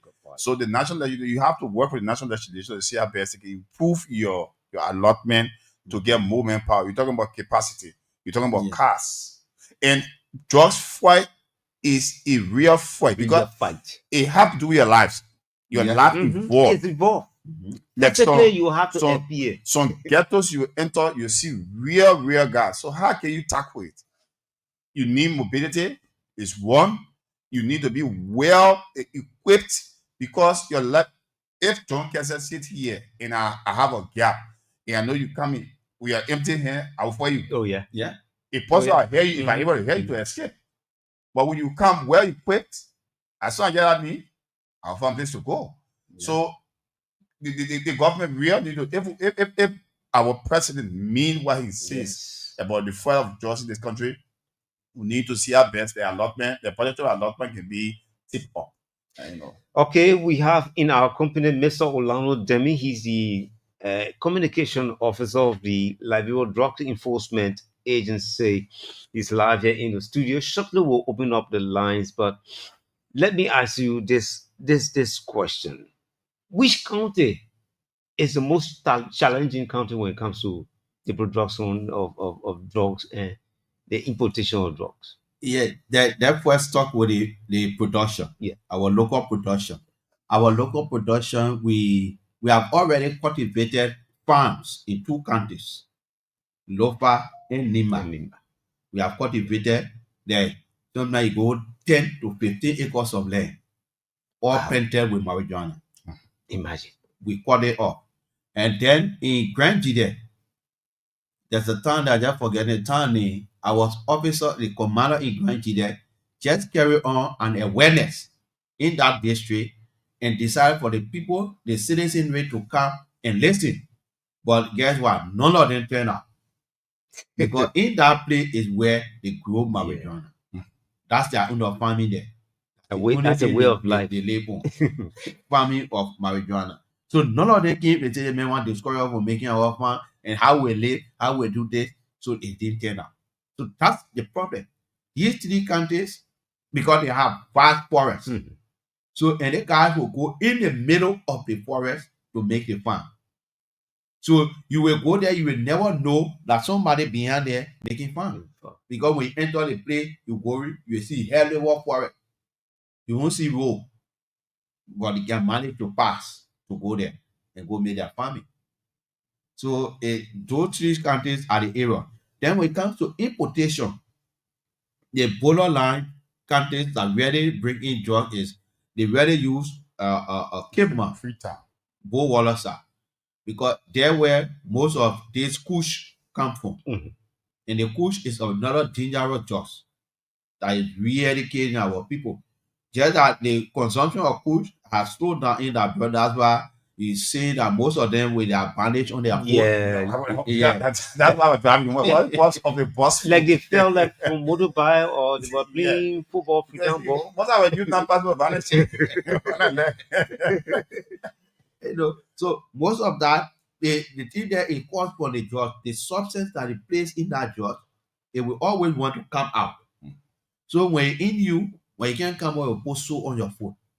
And mind you, if that soap is not well taken care of, they will end up cutting our foot. Yeah, because it will be eating the food, eating it, and we just be claiming up until they call the food. They almost have cancer. So those are just that the people take. And even in Sierra Leone, you go there, you will see most of the people in Sierra Leone, majority of them is the same. They have so on their food. But Sierra Leone is now our priority. Our priority is Liberia. In Liberia, Yeah. So we are calling on government to see reasons to really aid the Liberia Drugs Enforcement Agency in your form and manner that the Drugs Enforcement Agency will be able to fight drugs. At least if you can employ, like, we have 2 or 3 thousand volunteers. If this government can make Yeah. sure The number is low. yeah, 1,005 or 2,000 can go on the academy and get trained and get on payroll, that's a significant part they will play in moving this country forward with the fight against drugs. But other than that, if we continue to say we will do it, or we just promising and not doing it, it will still cause problem for us. Like, let's come in the community. Like, you talk about the community, maybe the chairman in the community not working with you. At that time, you sit with them around the round table and say, we need to do this together. No, like our prevention team always go out there to meet with them, interact with them.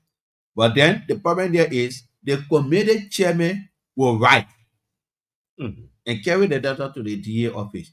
Oh, so and so of my committee, so and so place of my committee is in drugs, is involved with drugs activities. Then we will send our intel on the field to verify the information you brought. And when we go there, we're not coming to you, the committee chairman. No.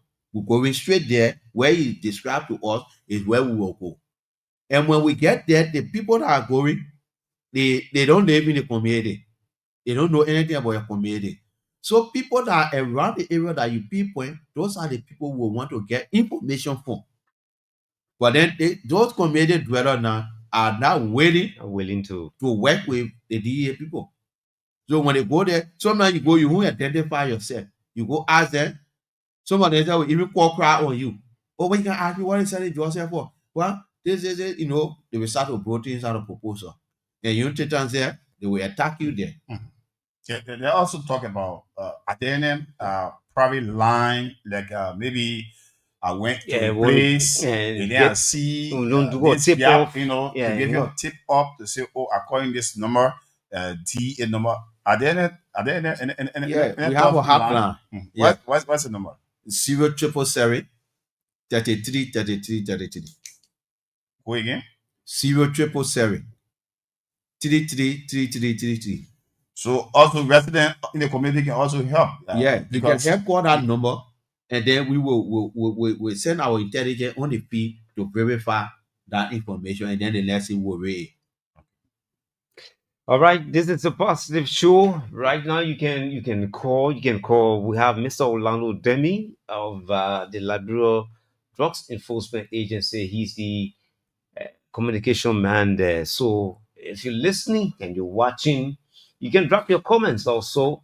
And let's take this music break to be right back. Look how you chaka and ring, mash up. You know hear me when the rock man say you not be sleep, no cocaine down there. You know hear me when the Rasta man say you not be sleep, no cocaine down there. The cocaine I get them off, get them soft, get them soft. The cocaine I get them off, get them soft, get them soft. Me say the cocaine I get them off, get them soft, get them soft. The cocaine I get them off, get them soft, get them soft. Okay, the cocaine. Say they don't wash down boot. Or hard song there. But we have Mr. Orlando Demi. He's the communication man there at the Liberia Drugs Enforcement Agency. You can call him right now. And let's talk. Let's find a solution to these problems. You heard him outline series of issues, mainly budgetary allotment is a major challenge for the Liberia Drugs Enforcement Agency. 077-865-0730-87-105-105. These are the numbers you can call. John Kessa is here, and I'm Fan Fumba, and we have the communication man of the Liberia Drugs Enforcement Agency in our studio this morning. Mr. Orlando Demi. So, Mr. Demi, while we are with the course, let also talk about your reaching out. You say you have a team reaching out, but Yeah. you also prudent prevention team. to have a radio talk show where you take your time, talk to the community, because all of our young guys, they are in this drugs business. So with that, how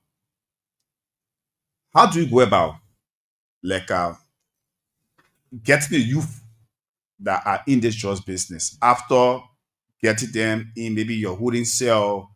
Are there any way you talk to them, they counsel them and tell them the negative and positive of the drugs? Yes. What we intend doing, they say it all boils down to the same budgetary allotment. We try to build a rehabilitation center that will be exclusively for DA. We even work with the health ministry on the mental health division to get rid of people that are on the street mentally disarrayed, to get them and put them somewhere and try to see how best to treat them. But all the things it require funding, serious funding. So if we have our own rehabilitation center, we will get on the street and be able to take two guys from the street and take them there. When AB was the director and Fadiga and other people were here, that was the message they carry out. Anytime they go to the ghettos, they will tell the guys, we will get you people. And all of them were waiting. Majority of the guys, even the panel Betty on Central Street, they Yeah. went there, met the guy, talked to them. The guy said, yeah, anytime you're ready, we will go. Zimbabwe, in Painesville, they went there and talked to them. And they were all waiting. But the issue there is the same budgetary allotment. No budgetary allotment up to now. Those guys gone. So with that dream died down, will we not take them from the street and carry them somewhere? They are our Liberian brothers and sisters. And some of those guys went to Google schools. But it is because of these drugs that have now made them to be the people who call Zogo. But they are not really Zogo, but they are less fortunate people in our society. They are being hit by this drugs issue, and we really need to see how best we can treat them that they will come to themselves. What has been the relations between take for example lawmakers, especially like Mr. Dillon and the rest of them? What have been their direct input? Yeah, like when our director now, the current director, when he went for his confirmation, they all said that we agree with you, Mr. Director. We will all join hands with you to see how best we can fight drugs in a holistic manner. And the director also made the emphasis on the issue of AA that are not employed. And they all embrace it and they say, yes, when you get there, we will build a lot budget and then we'll be able to train those people. Because most of those people that are there came by way of some political alignment. Yeah, so he said he can't go there and just get rid of all of them. You can't do that. So since they came by political alignment, they are all Liberians. So we need to provide the training and make them to be well equipped to fight drugs. Because fighting drugs in this country is not an easy thing. If you go in some ghettos, the guys will attack you. Yeah, one of my guys in Highway, when DA went somewhere after the rain, when they left, he was in a uniform coming from work. He didn't know what happened in that area, just passing. And the guy said, oh, yeah, one of them there. They just grabbed that guy and whip him good, move him. Before other people can say, oh, they may or not there, they finish at him. So the fight now against drugs is now a small fight. So another thing that DA need to carry on. DA really need to carry on for the people to see that if DA is really fighting drugs. Like for the counties, in most of our own, they will just joke you with nerve and other things. But in the county, when the guys are carrying their trucks, they will carry motorbike 10 to 15 bar inland, and all the guys have single barrel with Single them. barrels, yeah. They have single barrel with them. So if you want, they come in, they reach to the checkpoint, you want to get them out and they kill you and pass that business. So the fight against drugs is not an easy thing. It's very serious and it's a serious problem. That government take it serious. They should attach seriousness to it so that we can be able to do the rightful things and fight drugs. That this country will get drug free. Even we can be 100% drug free, at least we can go somewhere that you will be moving freely. Because they'll just dealers, if they are there fighting drugs, if you go somewhere and then you see that those guys are in an area that selling drugs, you the community dweller, you will not live in peace because you hang your clothes, you put it up, they will come and take it. Your part, they will take it. All your personal belongings, they will take it from you. You will not know how you get it missing because those guys, so don't that habit is in you.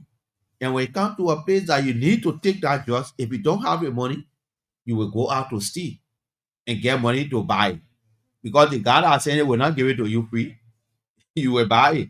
So in the end, you will start to sell people things. Even when your child is in the home living with you, he will start to steal from you just to get money to buy it. All right, 07786650073. We have Mr. Orlando Denny. He's the communication man at the Liberal Drugs Enforcement Agency. John Cassett and I, Fan Fuma, we are here this morning, and we are looking at the way forward for the Liberal Drugs Enforcement Agency. 0778-665-073-087-105-105. We'll take this song as we anticipate your call.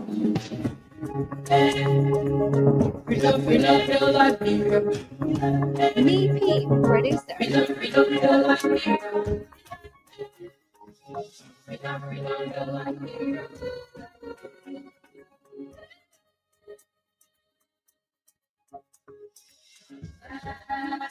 Of Liberia, it's like the time.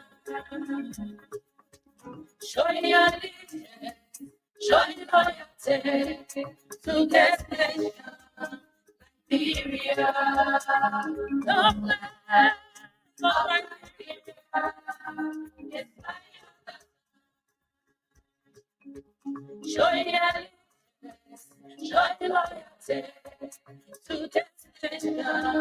Liberia, the red on the flag is forever. The white on the flag is for purity. The star is for republic. The blue is for black people. We know Liberia is home. The Declaration of Independence was signed in 1840. Oh yeah, the flag of Liberia. 07786650073. And this morning we have the Liberia Drugs Enforcement Agency under the spotlight. And the message is budgetary allotment of major constraint for the Liberia Drugs Enforcement Agency. You can call right now 07786650073 or 087-105-105. We homo themselves and see my face. Our rights and heal their Okay, welcome back. Welcome back to the Positive Show, our final lap of the program. Okay, let's see what we can go and pick up our first caller. Good morning. Good morning. Yes, your name and where you call from? Yeah, my name is Moses Tanapuli. I call from Panama State. Go right ahead, Mr. Tanapoli. Yeah, first of all, I want to thank the communication director officer there for making the public understand the challenges they are going through. But I have noticed that within the LDA, there are some personnel that usually breach communication. What I've noticed, I think most of the guys are partly related or have connection with some of those that have gaps and ghettos. So once there are operations, they take all before you reach there, and then things just go. But honestly, as you said, the drug is very common on the market. You have people moving it into their pockets, selling it, and just from one place to another. So as you said, the government really need to come up with support. And I think one thing I want to recommend to them is to work with the community leadership to set a community watch team for drugs, people that they could train from the community, because the community leaders, the members know where the drugs are, but they are afraid. As soon as the case is tip off, people in the DA go and then identify the people, and then the guys will come around to hunt them. That's why you see sometimes they say when they send their intel there, people don't want to talk to them because they feel that when they talk to them, they will get exposed, and the bad guys will come and hunt them. So I think they need to work on that. The personnel needs to be really trained, as you said, but no more needs to be done. Thank you. Thank you. Thanks so much. And also the DA has their tip up number 0777-33-33-33. Yeah. So if you're out there, you can also help them in that direction. If you find a gap, just call that number, be sincere, and tell them the actual story. Sometimes we'll take the number and make fun. Yes. Then sometimes you will call and says it's on 10th Street. When they go there, like you said, it's in the intel, nowhere to be found. So let's be sincere. Let's fight this together because it is about us, our brothers, our sisters. Yeah. So 0777-33-33-33. Very simple number you can call. Yeah. And be sincere. Once you call this number, you giving up information. Now, I can assure you that every information you give this number is confidential. Nobody will say, "Oh, no, I'll show you." Yeah, that the other person here give me the number, because your health, your family member, your security is all in this number. Yeah. So once you call this number, you must be sincere to tell them exactly information that and you I don't think they even need your name. Just tell them the location. And, they don't need your name for someone to say, "Oh, that John Kessler," call us. It poses a serious threat to you. So don't be afraid to call this number. Just be sincere and call. And they need to the DE need to do more, need to reach out. The community chairman need to be part of this. Like the guy said, they have to set a team in each of the community. It's not about money, but about working together. The community relationship, say you got people going out already, you got to build a DA team in the community, to also help. Because the last time I was working, the late child was telling me, I had one man get killed behind an area that is down 12th Street, maybe Pacific, because where I live. And if a child can say that, you should know that that child already get the idea about the negative about drugs. So you need to work with the community chairman. You can go on the table, you can strategize and see how best you can talk to them and then work together. Yeah, it's so doing. Like, we can work with the community leaders, but then it's hard to stop. Because when you get in some community, the people will tell you this community leader is on payroll. Yeah. On the justice. Yes. So he's in it. How will you work with him? And even in Maryland, there's a white foreign guy that was arrested with drugs. He was transporting the drugs for the dealer. He's a white foreign man. You getting it? So if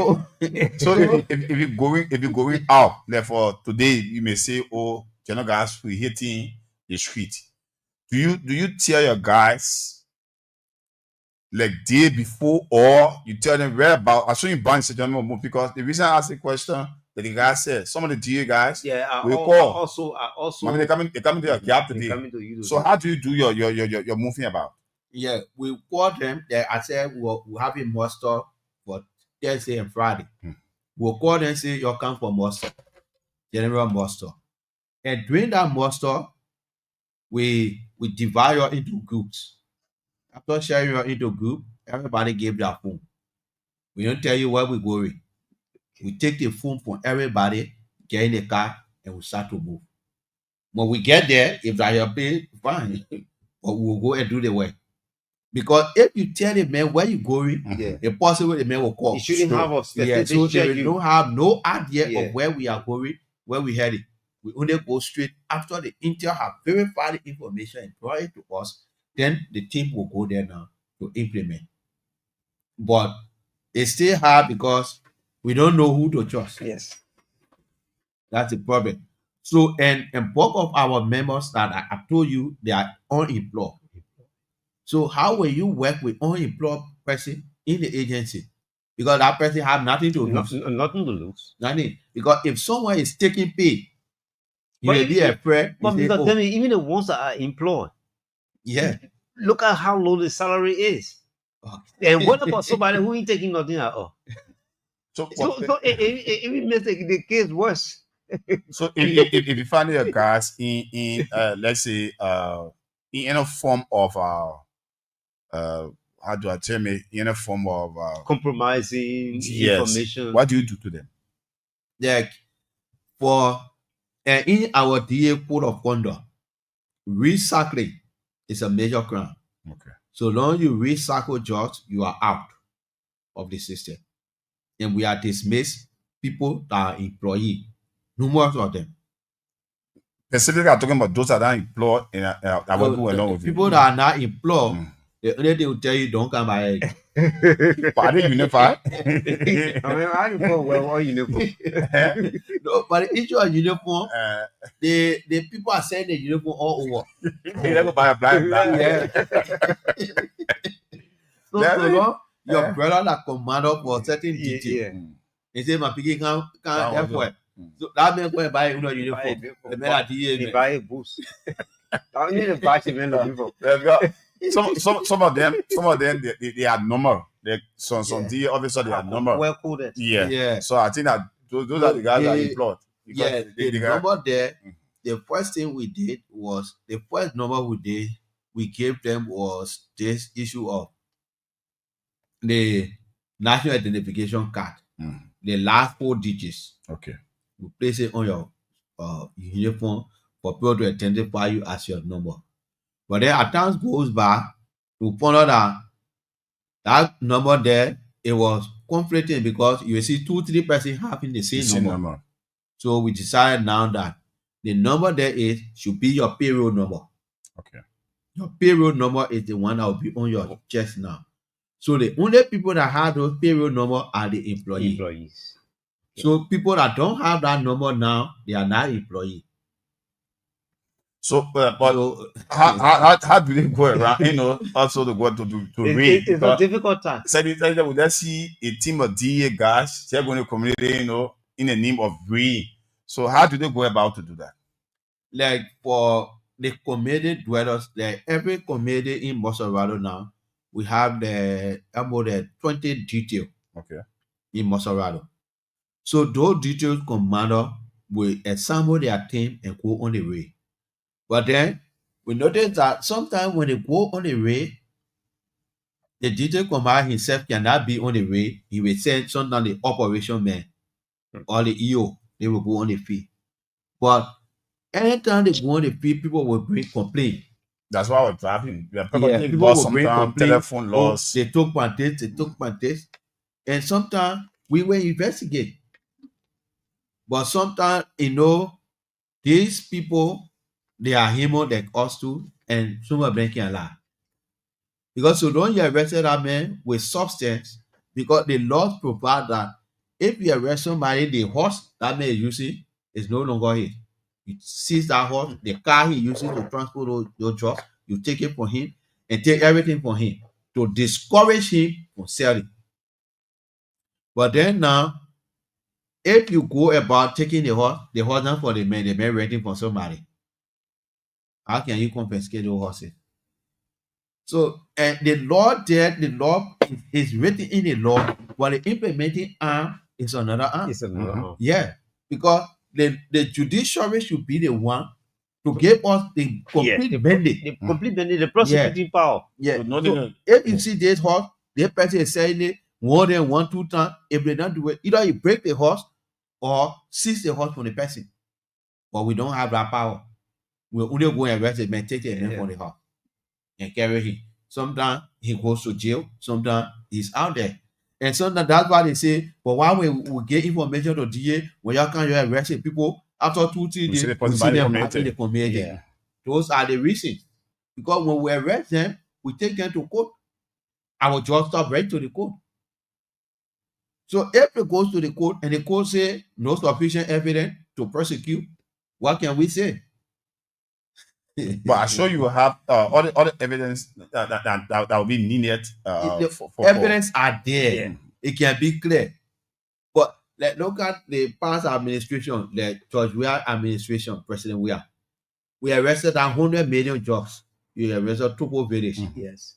We arrested those people. We brought them, we carried them to the court, and we lose a case. Oh yeah. The people walked out free and Walk left the out. country. We even assisted them to leave. Yeah.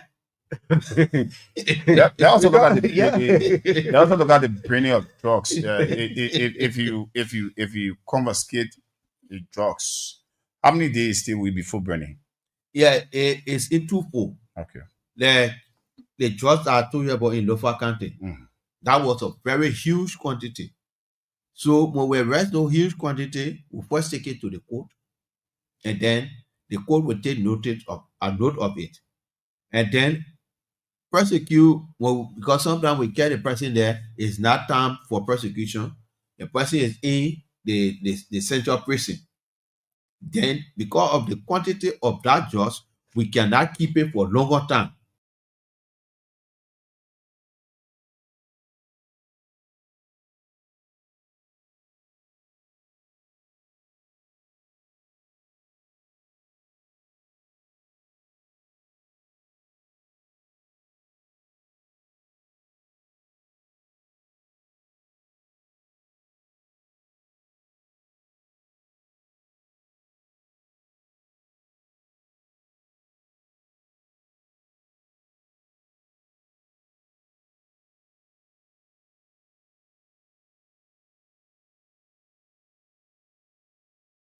We go there and destroy them on June 26th every year. The spokesperson of Liberia Drugs Enforcement Agency, Orlando Demi, and the call line for the Drugs Enforcement Agency, if you're out there, maybe got tip up, you just call 0777 is their talk free line, So we gotta help in the process. If we want Liberia to be drugs free, we gotta help. We gotta help. We gotta help to fight this because it's not easy. Like he said, 600 men. Yeah. Yeah. Employed. Yes. So if you are going for a raid, and then you set your guys, you will have unemployed and employed. Yes. Because like for example, if I'm not employed, I don't have even number, and I'm going to find horse Yeah. to go raid, and then find who identify who went to raid. So are they pay up? Yeah, because of this same manpower shortage, we pay everybody to go on the raid. We put them together and go on the raid. But the only thing we do is we seize their phone. Even the employee will take your phone from you. Because if you have to come to my house and So I'm coming, John. So this is similar like what we call police aid. Yeah, police aid. Okay. Yeah. So if they are coming, because if I don't have number and if I have number, if anything goes wrong, you will never find through his number. So I just go to the DA office and I say, 00234 was the officer that came to my house. So he'll be sought out, and then any information that I care, if I punishment you need to go through, he will go through. But if you don't have number and then you go to my house, it's not conflicting. Yeah, like a guy called me from Canave. He said the officer went there. He said police. I said no, it was not police. It was DA. They went on a raid there. They entered a house. They read the search and seizure warrant with sheriff on the court. And then he was not there, but his madam were there. And then they asked her to pack everything, every personal belonging of her, that is money and other things. She should take it and give it to the sheriff. Let the people go and check. If they find something, they will take something and carry you. But if they don't find anything, they will give your personal belonging back and leave. She agreed. They told her she went inside, took what she had there, carried to the sheriff. And the people went in, they searched. They didn't find anything there. They gave it back to her and they left. But then when they left, the guy called me. When he came back home, they told him, say, TFO went. Then he called me the first thing he told me, why you're coming, you're not telling me. I said, oh, how will we call tell you say we're coming to you? I said, no, we don't do our work like that. We will call you to tell you we're coming. We will just come unexpectedly. So that's how it happened. We went there and he said, the first day he called me, he said he had the $75 US in his pocket with the 1,000 plus liberty. He said he took it. Then he went on spoon. Go search it, go check it, go check your pocket. Yeah. Then he went on spoon. He said they took 5,000 US from him with 60,000 liberty. I said, well, you are conflicting yourself. Yeah. Contradicting. Because he told me different figure and then he went on radio and then he gave different figure. So that's why I said they just can lie. If we are all sincere, we'll be the country. We'll be the country. But we are not sincere to ourselves, to our nation, to our family members. Because this just issue is not something that affecting only me or somebody, but affecting every one of us. Because if your family members are not there directly, your friend family is there. Somebody you know good is there. And they say they are really spoiling those children. The little ones that are coming up, and they peer pressure. You will see even in schools. Oh yeah. That's where it starts from. The milking it, the barbecue. Kiss me barbecue. Kiss me barbecue. Kaya. The kaya and all. Yeah, the kaya and all. So how do the DA also plan, or if it already into place, working with schools administration? Like sometime, when I was at England, 2 officers came the last time to the principal, asking for his permission. We're in the class and search bags, to make sure that they can, as we're saying, it's easily carrying. The cools, easily carrying, and all of that sports our children, more especially in schools. How do you work around school administration? Yeah, we will write the administration. Okay. And tell them, say we want to visit your schools to talk to your students on the danger of drugs. Okay. And when you agree, we will go there and then speak to the children on the danger of drugs. Okay. That's a prevention aspect. Okay. We'll tell you how drugs is this, what drugs can do to destroy your mind, and it can stop you at a little age. At your little age, where your brain is fed for education, then you go put drugs there, you damage that whole brain. You will no longer be willing to take in anything, but the only thing that will come into your head is drugs. So you drop from school. Drugs. Yeah, you drop from school. So long we discourage you on that. If you take our advice, it will be good for you.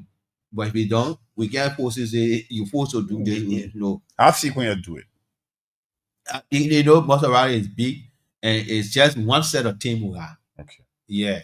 So we're right. Like for example, we did District 9 and District 10.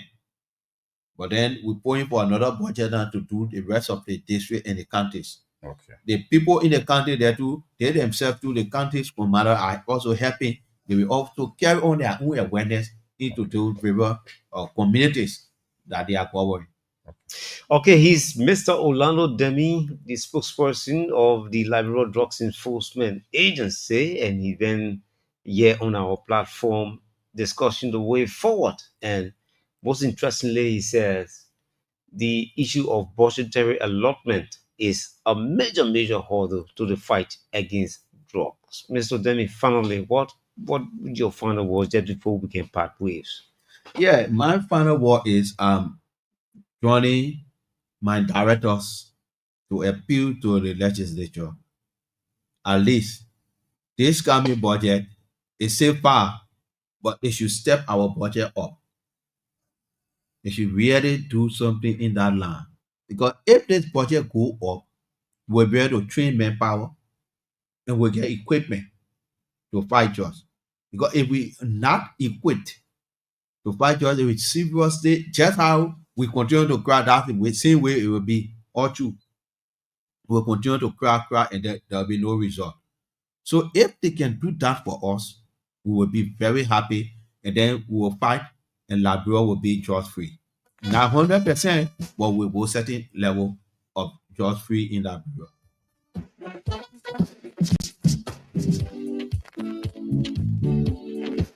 And so this is how we go on the positive show this morning. We've been having Mr. Orlando Demi, the communications man of the Labrador Drugs Enforcement Agency.